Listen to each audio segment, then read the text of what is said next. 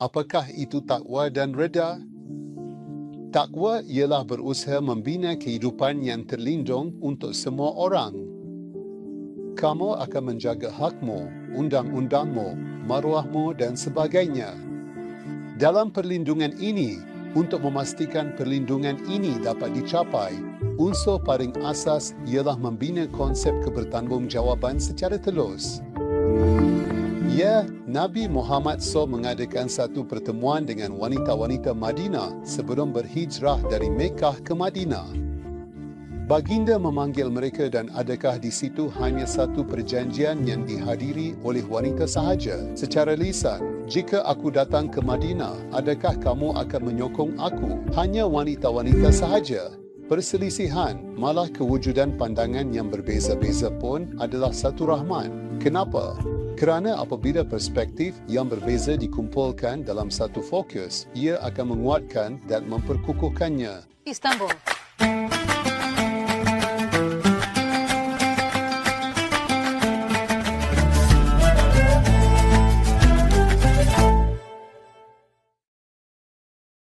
Salam sejahtera dari Sekolah Istanbul. Penonton dihormati, kita bincang konsep reda dan masyarakat reda pada ayat 109 Surah At-Taubah. Tetamu kita Profesor Dr. Aban Ali di ZGN. Salam Cikgu. Waalaikumsalam. Hari ini, kami ingin menilai konsep reda bersama dengan konsep Ridwan. Tuan juga menyebut tentang masyarakat reda untuk tajuk ini, untuk topik kita hari ini. Kita akan membincangkannya dalam konteks ayat ke-109 Surah At-Taubah. Sebenarnya, anda selalu memulakan dengan etimologi perkataan apabila mendefinisikan sesuatu topik. Bagaimana anda menilai konsep reda? Bagaimana anda akan mendefinisikannya dalam konteks hubungannya dengan Ridwan? Apa pandangan anda? Ya, dalam ayat ke-109 Surah At-Taubah yang kita sebutkan tadi, satu struktur masyarakat dicarangkan di situ. Dikatakan bahawa ia berasaskan kepada dua asas. Untuk mengingatkan kembali kepada kita semua, ayatnya berbunyi begini dan seterusnya, yang artinya kurang lebih seperti ini. Maksudnya, adakah mereka yang membina masyarakat mereka atas dasar takwa dan keredaan sama dengan mereka yang membina di tepi jurang? Mereka yang membina di tepi jurang akan terjatuh ke bawah bersama masyarakat yang mereka bina itu, kata ayat tersebut. Skim maksud ayat itu. Di sini, saya ingin menonjolkan satu perkataan, iaitu perkataan ardivan yang disebut di situ. Ardivan berasal dari akar kata yang sama dengan arza, ridvan dan riza. Dalam budaya kita, ia memang sudah dikenali. Saya cuma ingin mengingatkan kepada sahabat-sahabat, sekadar untuk memberi sedikit ingatan dan kaitan. Dalam sejarah, ada satu bai'ah yang dikenali sebagai bai'ah Ardivan. Bai'ah ini berlaku sebelum perjanjian Hudaibiyah. Bai'ah ini berlaku 2 tahun sebelum pembukaan Mekah. Terdapat kabar angin bahawa Saidina Osman telah dibunuh di Mekah dan Nabi Muhammad mengambil bai'ah daripada para sahabat yang keluar bersamanya untuk umrah agar mereka sanggup berjuang dengan nyawa dan harta mereka jika perlu demi membalas penghinaan tersebut. Dan semuanya berkata, "Ya Rasulullah, apa sahaja yang engkau perintahkan, kami taat." Peristiwa ini juga disebut dalam Al-Quran dan dikatakan bahawa Allah telah meredai mereka yang memberikan bai'ah ini, iaitu mereka yang menunjukkan kesetiaan pada saat yang paling sukar dan genting. Bai'ah ini dikenali sebagai bai'ah Ridwan. Yang kedua ialah syurga yang kita kenali sebagai syurga Ridwan. Ia tidak merujuk kepada satu tempat atau lokasi tertentu, tetapi sebagai satu keadaan di mana keredaan Allah diperoleh yang lebih tinggi daripada semua syurga. Syurga Ridwan dan Ridwanullah Al-Akbar. Dikatakan bahawa sebesar-besar syurga adalah memperoleh keredaan Allah. Syurga Ridwan juga disebut sedemikian dalam Al-Quran. Kalau kita lihat apa yang ada dalam Ridwan, dalam keredaan itu, contohnya, kalau kita tanya seseorang, kenapa kamu buat begini tanpa mendapat keredaan saya? Kenapa kita membantah? Maksudnya, Kamu tidak mengambil kira kehendak saya. Jadi, dalam keredaan itu terdapat salah satu unsur paling asas yang menjadikan manusia itu manusia. Skim kehendak atau iradah. Sebab itu, jika kita perhatikan ayat Al-Quran dengan teliti, dalam surah Yusuf ayat 76 disebut, Allah akan mengangkat darjat orang yang berkehendak, iaitu yang menggunakan iradahnya berkali-kali ganda. Jadi, ini menunjukkan bahawa sebuah struktur masyarakat di mana kehendak digunakan atau kehendak orang lain tidak disekat atau dihalang dan kehendak semua orang diambil kira menjadi asas kepada pembangunan bersama, pertumbuhan, pengukuhan dan kemajuan bersama. Maksudnya, jika anda ingin membina satu struktur masyarakat dan anda mahu asas masyarakat itu benar-benar kukuh, maka mengambil kira semua kehendak itu dinamakan ardivan, steam reader, steam arza dan apabila anda mengambilnya, asas anda akan kukuh. Dalam Al-Quran, adakah mereka yang membina masyarakat mereka atas dasar takwa dan rida sama dengan mereka yang membina di tepi jurang? Ini bermaksud, jika anda tidak mengambil kira keredaan dan kehendak manusia, dan dengan kuasa yang turun dari atas, memerintah dan membentuk autoriti, anda fikir anda boleh menyusun semua orang dan menjadikan mereka sebahagian daripada masyarakat. Inilah yang kita panggil masyarakat kawanan. Terdapat pelbagai bentuk masyarakat yang berbeza.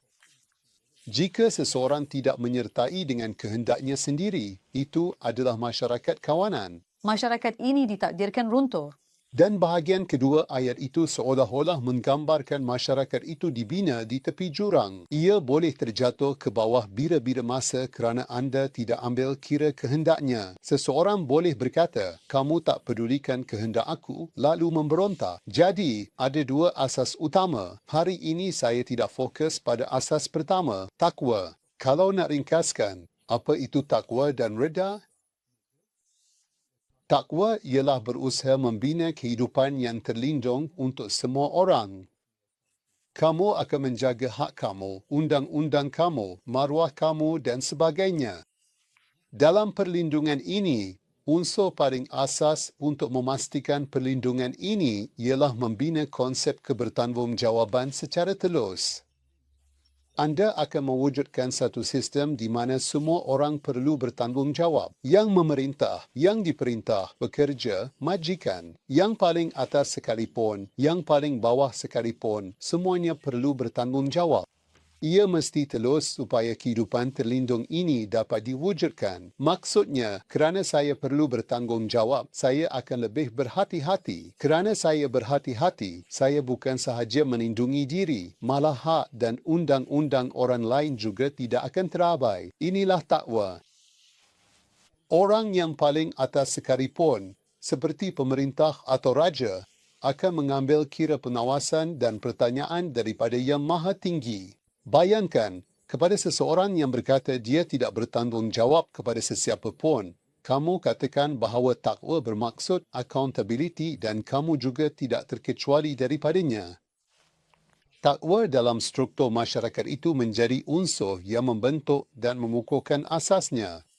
Sebenarnya, jika kita lihat dalam konteks teori politik, perkataan rida adalah istilah moden. Maksudnya, ia adalah istilah yang muncul dalam 400 tahun terakhir. Pada zaman pertengahan, konsep rida tidak wujud. Apa yang ada hanya kehendak raja. Dan apabila raja menggunakan kehendaknya, kerana raja dianggap sebagai bayangan Tuhan di bumi, sejenis wakilnya, maka dia sama sekali tidak mengiktiraf sebarang kehendak lain yang boleh menentang kehendaknya. Jadi tidak ada kemahuan sama sekali. Langsung tidak. Jadi apa yang ada? Yang ada hanyalah akal. Tetapi perlu diingat, akal di sini bukanlah akal seperti pada zaman pencerahan atau zaman moden. Bukan juga akal yang menjadi slogan pencerahan seperti katakan, sapri aude, iaitu berani menggunakan akal sendiri. Dia kata, gunakan akal sendiri. Sedangkan pada zaman pramoden, zaman pertengahan, yang wujud ialah akal yang membentuk asas. Maksudnya, akal yang membentuk asas itu boleh jadi akal mazhab, gereja atau para ulama. Sudah ada sistem yang dibentuk dan kamu mesti ikut sistem itu. Saya sendiri pun berfikir begitu. Keinginan saya pun begitu juga. Pada zaman pertengahan, kamu tak ada peluang begitu. Sebenarnya, Rida ialah perkataan moden.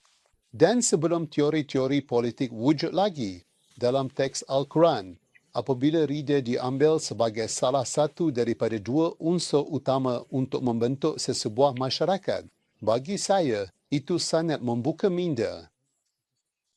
Maksudnya, contohnya, Nabi Muhammad SAW, sebaik sahaja baginda tiba di Madinah, sesuatu yang tidak pernah berlaku dalam sejarah, baginda mengumpulkan semua unsur utama Madinah, penduduk asalnya, Yahudi, Musyrik, Kristian, Muslim dan semua sekali, lalu membuat satu perjanjian masyarakat. Inilah yang dimaksudkan dengan rida. Lihatlah, masyarakat dibentuk melalui satu perjanjian bersama dengan cara yang memastikan pluralisme timbal balik, di mana hak dan tanggungjawab setiap orang dinyatakan dan dijamin oleh perlembagaan. Inilah hak-hak anda. Dan untuk melindungi hak-hak ini, inilah tanggungjawab anda. Kita semua boleh hidup bersama di Madinah. Tetapi untuk merealisasikan hak ini, tanggungjawab untuk mempertahankan Madinah daripada sebaran serangan juga terletak pada kita semua. Kalau ada yang mengabaikan tanggungjawab ini, skim sebabnya kemudian Bani Quraizah dan Bani Qainuqa Yahudi diusir. Nak tuntut hak, tapi bila sampai bab tanggungjawab, saya tak nak ambil bahagian. Semasa Perang Handaq, orang Yahudi yang menyokong musyrikin Mekah yang datang dari Mekah dan cuba masuk ke Madinah serta membocorkan laluan masuk ke Madinah kepada mereka, akhirnya diusir ke Syria. Sebab kita dah buat satu perjanjian. Semua orang bersetuju untuk menjadi pihak dalam perjanjian itu secara sukarela. Kami berkata kami akan menggunakan semua hak kami di sini, hak kewarganegaraan kita. Nabi kita memanggil semua orang sebagai umat. Orang Yahudi pun umat, orang Kristian pun umat, musyrikin pun umat, orang Islam pun. Apa maksud umat di situ? Warga negara. Jadi, apa tanggungjawab kita menggunakan hak ini? Tempat ini tanah air kita semua. Kita semua akan menentang sebaran serangan dari luar. Tapi apa yang kamu buat? Anda pergi dan bekerjasama dengan musuh. Jadi, kamu telah bertindak bertentangan dengan perjanjian ini. Apa hukuman bagi yang melanggar ini? Hukumannya adalah buang negeri. Lihat, apabila anda membuat satu perjanjian, selepas itu kedudukan anda menjadi kukur dan apabila anda melaksanakan secara undang-undang pun, tiada masalah. Kerana Nabi Muhammad SAW bertanya orang Yahudi tentang hal ini. Menurut kamu, jika seseorang yang menjadi pihak dalam perjanjian dibuat untuk kamu mengkhianatinya, satu bentuk pengkhianatan terhadap tanah air, apakah hukuman yang ditetapkan oleh undang-undang kamu? Lihat, baginda sendiri tidak memberikan hukuman itu. Baginda bertanya kepada mereka, para rabai mereka yang kita panggil imam Yahudi berkumpul. Mereka yang membuat keputusan. Hukumannya adalah mati, buang negeri dan sebagainya.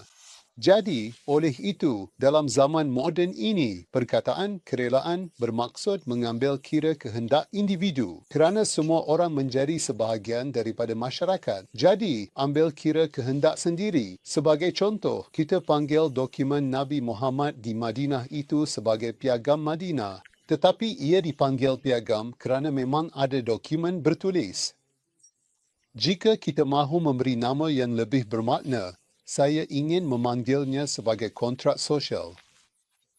Kerana ia merangkumi semua individu dan kabilah dalam masyarakat.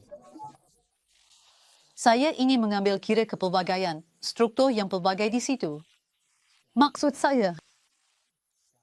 saya, kalau anda kata orang Musyrik pun turut serta dalam Perang Badar, orang Musyrik dari Madinah pun terlibat, malah yang beragama Kristian pun ada, orang mungkin akan terkejut. Macam mana tu bukankah Perang Badar peran orang Islam betul? Tapi semua penduduk asal Madinah berperang untuk mempertahankan tanah air mereka. Kenapa? Sebab semua orang telah disatukan melalui satu perjanjian.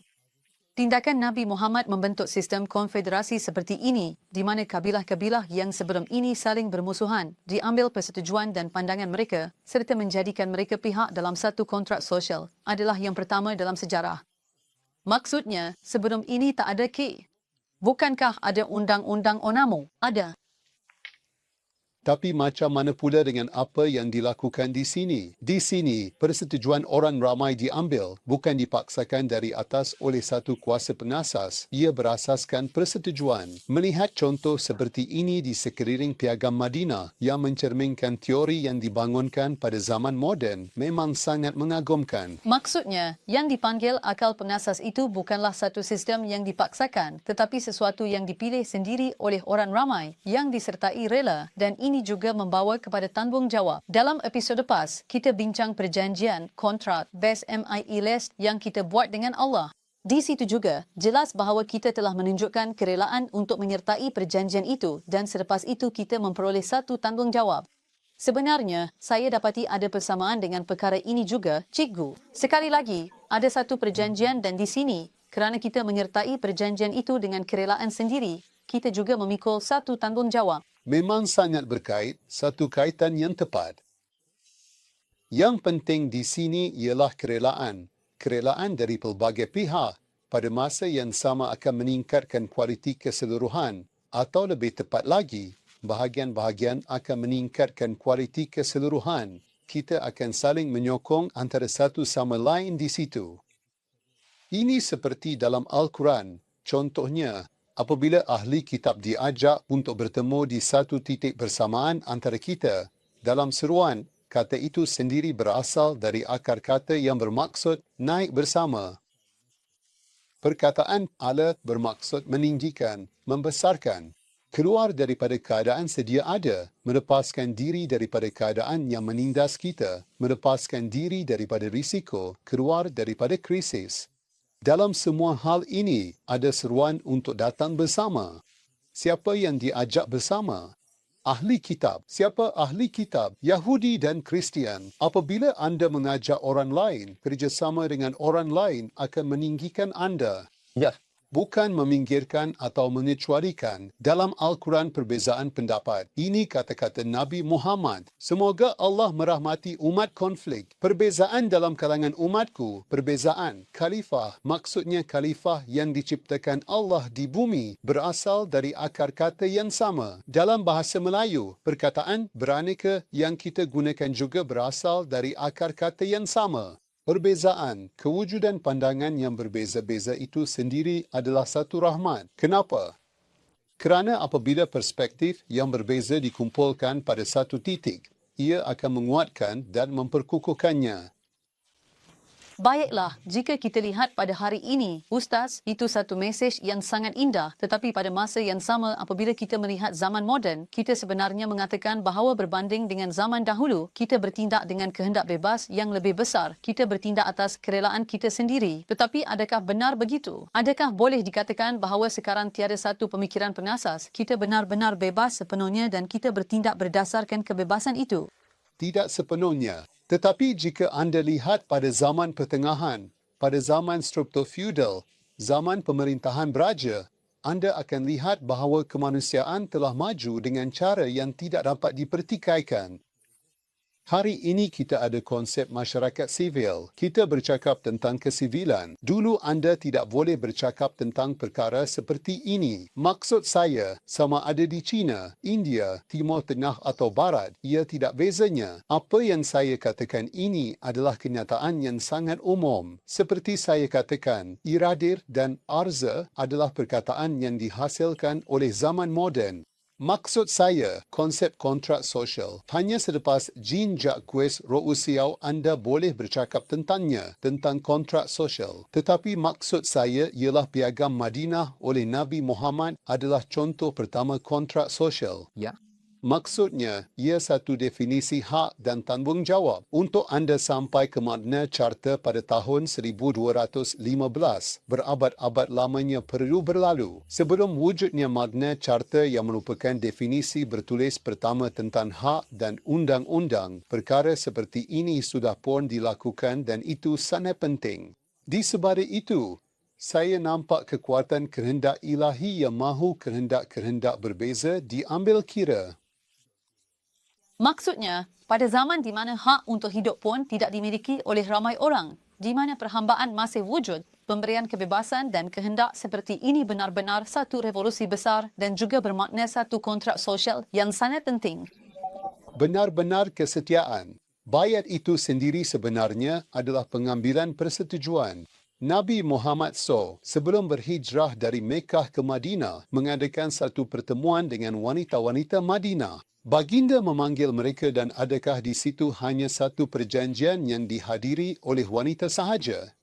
Secara lisan, baginda bertanya, jika aku ke Madinah, kamu akan sokong aku. Hanya wanita inilah bayat wanita itu. Lihatlah, ini adalah untuk mendapatkan persetujuan mereka. Di sini, ia seolah-olah seperti satu gurauan. Nabi Muhammad SAW hanya memanggil wanita-wanita dan mengambil bayat daripada mereka, iaitu mendapatkan persetujuan mereka. Contoh yang ditunjukkan ini memang luar biasa. Tetapi sejarah kita telah terhenti di situ. Itu pun sebenarnya agak tragikomik. Ketika Nabi Muhammad SAW mengambil bayat daripada wanita-wanita, adakah baginda memegang tangan mereka, berjabat tangan untuk mengambil bayat, atau adakah baginda hanya membiarkan mereka memegang pakaian atau jubah baginda dan sebagainya? Kita masih lagi terperangkap dengan perkara-perkara lain. Malangnya, perdebatan seperti ini juga wujud dalam budaya kita. Ada makna lebih besar di situ. Ia cuba membuka pintu itu untukmu. Ya, Ya, kita juga ingin menyatakan perkara ini di sini. kita terperangkap perkara kecil, ada perkara asas, penting. Kita dah tak terperangkap lagi. Maksud saya, Alhamdulillah kita cuba untuk mengatasinya dan pada pendapat saya, warisan ilmu-ilmu agama dan teologi yang besar di Turki, makna yang dibuka oleh perdebatan ini telah mula perlahan-lahan mencapai kewujudan alam makna yang lebih besar. Saya rasa bahagian yang kita selalu perdebatkan itu sudah mula ketinggalan. Moga-moga saya tidak silap. InsyaAllah, Ustaz, di sini kita dah berjaya beri satu perspektif. Terima kasih banyak. Terima kasih. Para penonton yang dihormati, hari ini kita telah membincangkan konsep reda dalam konteks ayat ke-109 surah At-Taubah. Jumpa lagi di episod seterusnya. Selamat tinggal.